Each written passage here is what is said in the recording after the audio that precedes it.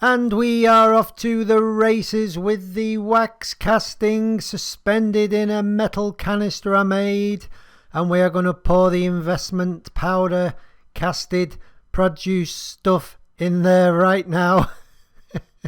So this is the powder mixed with the proportionate amount of water, been degassed, and it gets poured into the mould, and it sets up pretty quickly. I reckon it took about 30 minutes and it went hard. It sets pretty fast actually.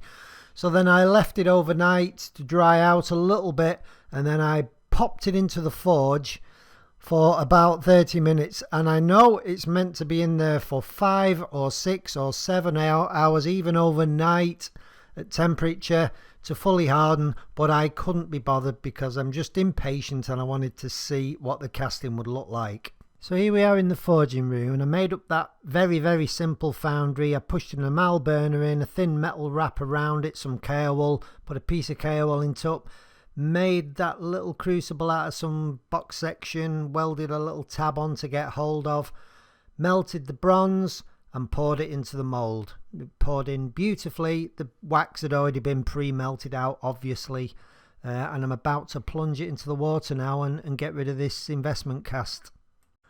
So here we go, dunk it in. There was a lot of bubbling and hissing, and the powder literally just dissolves. Probably dissolved too easy because, like I say, I just didn't bake this investment powder, casting, fluid, liquid, solid stuff anywhere near long enough. Just impatient, just wanted to have a go. So the castings actually fell out of there, and it's in the bottom of the tub, so I'm just gonna have to fish it out. Look at this, it's just like grabbing castings in a barrel. There it is, got it. It's cast. It did cast. It's full of bits of snotty investment powder.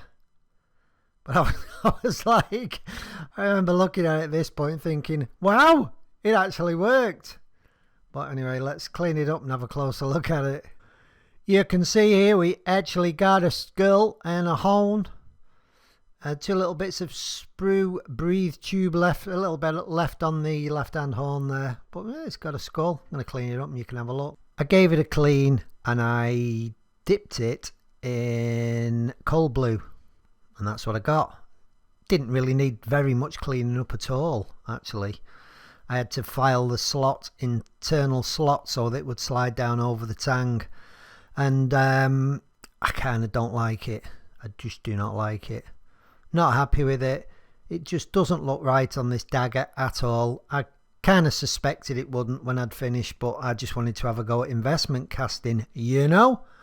But anyway, onward and upward. I'm going to just do something else, something totally different. There was only a couple of little problems with the casting. The jaw detail got washed away, so the bottom jaw, the teeth, and one side of one eye wasn't quite formed properly.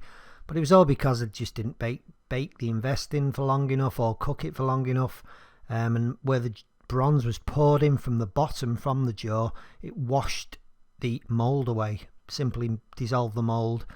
And so you got that detail gone. I turned down a piece of that ebony for the handle, and I had some stainless wire which I was going to use, but it turned out the wire was too thick, and when I started cutting the slots in, it was good practice. I started cutting the slots in, there wasn't enough room in the end of the handle to drill holes to fix the wiring.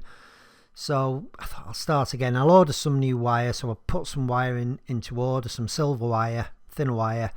I made these fittings out of tool steel, I hot glued them, and then I started thinking about the silver wire, and I thought, no, I'm going to remake these fittings in stainless, and that's what I did. I am just on with the sheath now. So there's my 2 panels. I've put the welt in, and I'm just going to wait for this glue to dry. It's almost dry now. I can put that together and then finish shaping and stitching the sheath. I'll bring you back when I've done that. Without any further ado, here is our dagger.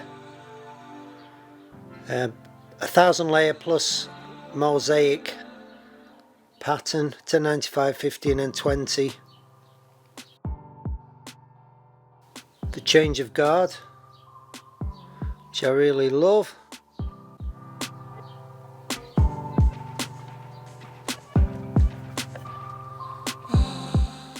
Then we have the fittings in stainless there.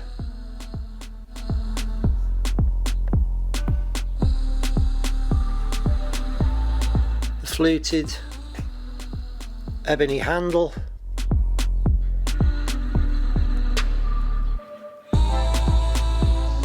With the 1mm silver wire, 0.5 winds to slightly under 1mm. So it was much easier to locate that in the top of the handle, drill some tiny 1mm holes and lock the wire in place. The silver fitting on the end, the stainless fitting, and the black ball. The takedown handle, the black ball is internally threaded and locks onto the threaded tang.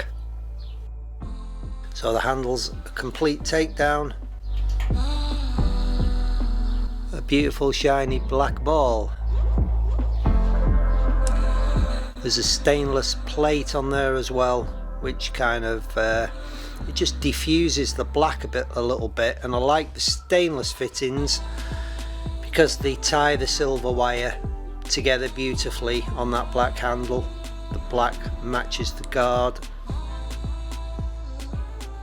The pommel ball and the black and the beautiful nickel Damascus. So that is it, guys.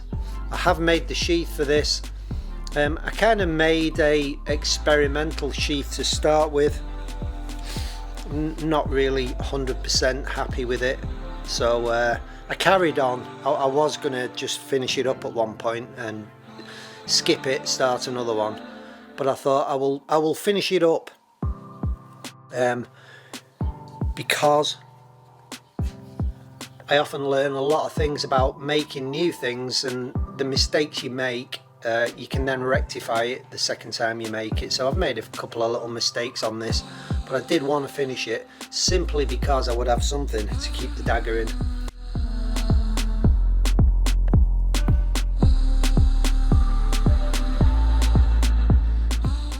The plate on the bottom here is a little bit off, just a little bit off.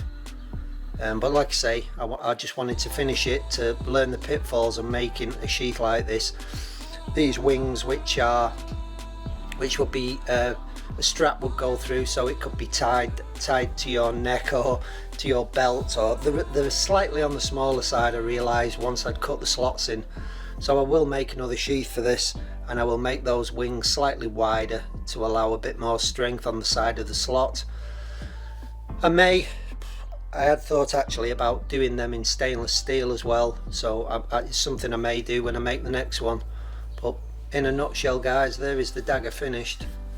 It's the same both sides, this sheath as well, identical side. There is a little stainless panel going on there with an etching of a scorpion, because the ends of those quillian arms, they kind of just look like a scorpion to me, a scorpion tail, sting tail.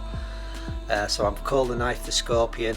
Be putting a little scorpion on a silver disc on that panel. It will be inset into the sheath, so it will be carved in and inset in below the surface. And again, I'll do that on the next sheath. I won't really bother doing this one, but it keeps the dagger safe inside this sheath temporarily. I have really enjoyed building this dagger, I really have. Yeah, it's been one of my favourite builds. I particularly liked the, once I'd got my head around what I wanted to do with the guard, the quillian arms, the handle, the fittings, everything. And once I got that into my head, what I wanted to do, it was a real pleasure to do. So I will go ahead, I will make more daggers in the future. I think it's quite unexpected how much I enjoyed making that. Quite a few people have asked me about heat treating on random materials like saw blades and just random other stuff, so I'm going to do a video for you. I am going to heat treat various different recyclable materials that can be turned into knives, and I'm going to do heat treats on them. I'm going to HRC test them. I'm going to see what we can achieve vis-a-vis hardness. We'll break them all after they've been hardened. We'll see what the grain structure's like, see if we got the heat treatment right. There's various different methods I'm going to use to calculate what the temperature should be for them materials. So I'm going to do that. That'll be an interesting little video for a lot of you. But on this one, that is done. There's my dagger. I absolutely love that dagger. It's beautiful. I've really enjoyed making it. I am going to make more daggers, that is for sure. It was quite surprising how much I loved it when it all came together right at the end, and it was the biggest hurdle really, was making my mind up about what I wanted, you know, about all the fittings, about just, yeah, and kind of when I got that in my head and I knew what I wanted to do, it was plain sailing and really enjoyable building it. So right, onward and upward. So that is it, guys. As always, subscribe, notifications, like, dislike, whatever you want to do, helps out my channel immensely. And what also keeps the channel running is my patrons. Sincere thanks to all of them for supporting me on YouTube, and keeps me putting content out basically, guys. That's all it is. Alright, see you soon. Bye for now.